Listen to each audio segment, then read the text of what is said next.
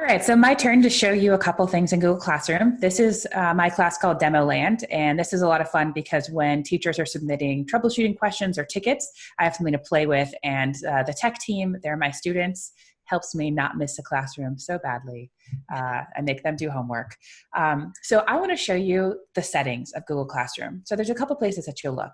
You'll start here in the top left. There's three little lines, and this is where you see all of your classrooms or things that I've been invited to.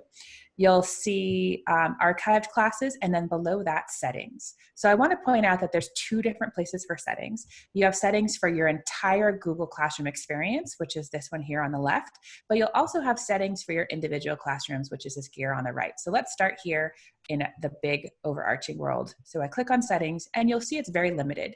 I can change my profile.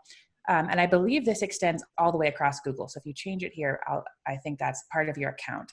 And then you have just general email notifications. So you want to receive them. And you can kind of curate which ones you want to get.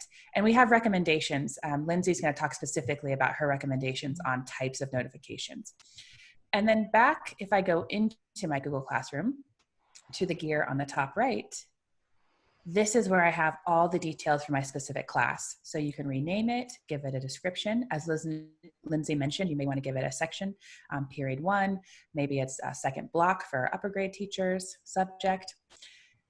Here's where we have class code. Now, something I really want to point out, you do not have to distribute this to your students. You can link everything through Aries, and we have a help guide article to support you on that. So you'll go into Aries, you go to your class, you click one button, and you link your classes, and there's no handing out class code. So especially for our primary teachers or for anybody starting up classrooms for next year, we recommend doing it that way. So there's nobody losing access.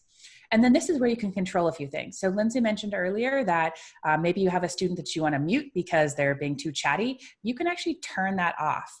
So maybe when you first start your classroom, you aren't giving them full control. So they can only comment or only you can post or comment, but eventually you may want this to become a discussion place. And so once you've trained them, they have their digital citizenship lessons, you can give them some control back. And Jamie, please. During distance learning, when yes, you want you and your students to be checking Classroom daily. If somebody has a question and you don't want to be on your Google Classroom hourly, if you trust your students enough to help each other, they can begin posting questions or clarifications for each other within the stream. Excellent. Yeah, such a good idea. I mean, consider setting up jobs for your students. Have a tech support person, have a comment monitor, be creative with that. And then a new feature, which I talked about in our security video a few weeks ago that you'll have access to, this is how you can set up Google Meet through your classroom and have it available for the students so that we have more support on that. And then below here, there's ways to go through grading, which we'll talk about when we get to our grading segment.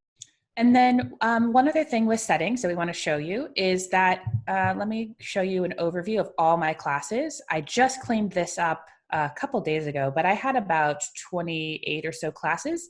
A lot of were invitations from Google Camp to join Lunar Derby, I think one of our holdover names from early boot camp days when we were space themed.